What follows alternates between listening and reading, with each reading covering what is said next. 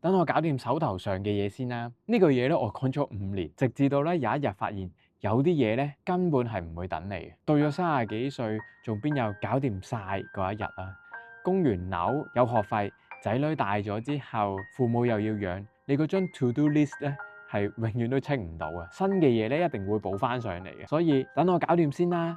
呢句説話咧根本唔會兌現，佢唔係一個時間表，佢係一個你自己嘅藉口。而且呢句嘢咧好陰濕㗎喎，聽落去咧好負責任、好成熟。你唔使承認咧自己係驚係唔想喐，你只要講未到時候，咁就乜都唔使做㗎啦。但我同你分享一件事，有間餐廳咧係朋友話好好食，咁啊諗住一定要去試啦，諗咗成年，次次都話得閒先去啦。前排咧終於得閒啦喎，咁啊揾到上門，執咗拉咗閘，上面貼住張紙。話多謝咁多年支持，嗰一刻我就企咗喺度諗，得閒嘅其實一直係我，但係嗰間鋪頭咧等唔到我，一間餐廳啫，冇咗就冇咗啦。但係你有冇諗過，你成日講遲啲先嗰啲嘢咧，你阿爸阿媽嘅身體，你同屋企人食嗰餐飯，佢哋一樣係唔會等你嘅，佢哋唔緊急，直到突然太遲。